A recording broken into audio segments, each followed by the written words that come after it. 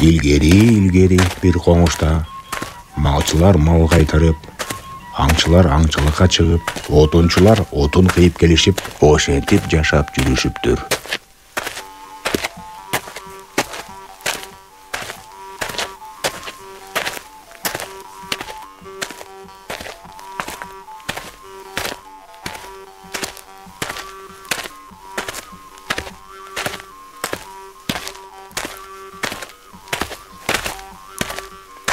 Күндөрдүн биринде катуу чилденин астында 3 отунчу көбүрөөк отун кыйып келебиз деп токойго кеткен бойдон кайта артка кайтпаптыр.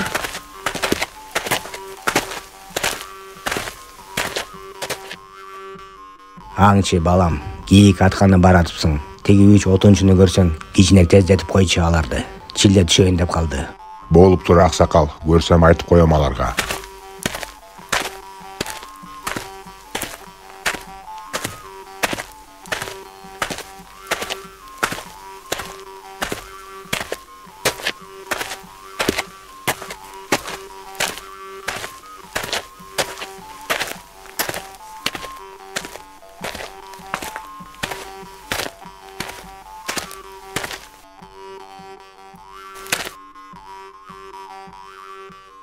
Канча сааттан бери жолдо жүрөм. Кийик да көрүнбөйт. Отун кыя турган кишилердин да изи да жок. Айла жок башка, издейин аларды. Ошентип баратып, буттары тайып кетип, жердин астындагы бир терең жаракага түшүп кетет.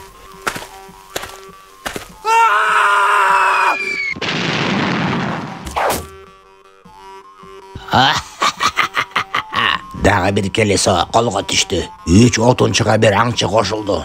Чилде түшүп, кийиктердин баары тоого кетип калышып, ачка жүрдүм элем. Эми тоёт турбайымбы? Аңчы да жок, отунчулар да жок. Кырсыкка түшүп калышса керек. Жүрөгүм жамандыкты сезип атат. Эмне кылабыз эми? Жоголуп кеткен кишилердин изи менен барайынчы. Балким табам аларды мен. Ушул бийик тоолорду. Эй, даяр болгула, четинен эми бири-бириңерди жеп баштайм. Убагында колума түштүңөр да, үңкүрүмдө этим түгөнөйүн деп калды эле. Анан бул жактан качып кетейин деп ойлобогула. Көзүңөрдү чукуймайып коеюн. Чарчасам да келдим үңкүрүмө. Кышта эмне болгон чилде? Өлө суук койя. Мен дагы суукту карабай алыс жактан келдим сиздин үңкүрүңүзгө.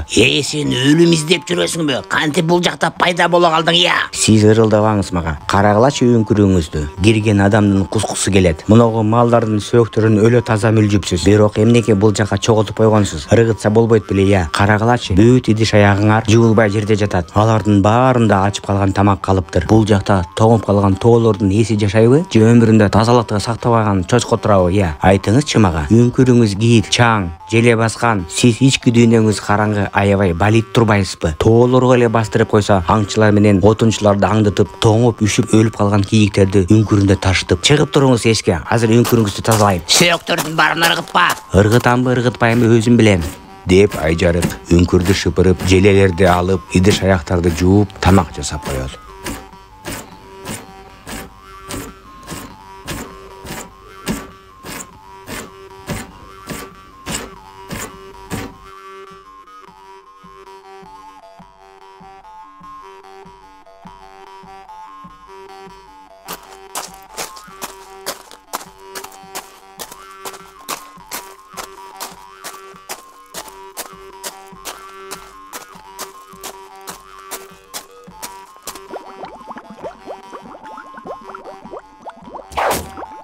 Көрдүңүзбү? Үңкүрүңүздү мөлтүрөтүп тазалап койдум. Бул жак өлө сонун болуп калган турбайбы? 10 жылдан бери жыйнай элекмин, дал бастап жүрүп. Азыр мен сизге бышкан тамак берем. Чийки эт жебеңиз башка.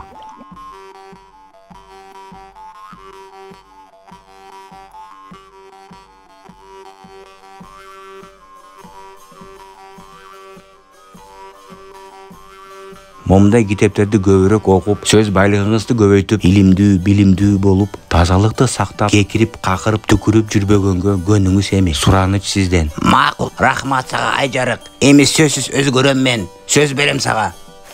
Ошол эле күнү тоңуп калган тоолордун ээси аңчы менен отунчуларды ажарга кошуп коңушуна жиберет.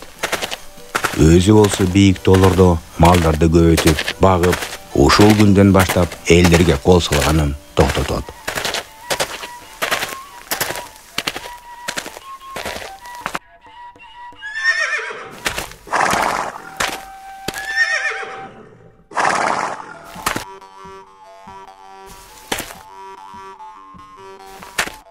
Мынога китепти окуп алып, бир күн ыйладым мен. Тобой, ушундай эле сүйүү болот экен я. Малдар болсо оттоп жүрө берсин, а мен болсо ажарыкка барып, окуганга дагы китеп сурап келейин. Ушундай жомок кыргыздардын тоолорунда болуптур.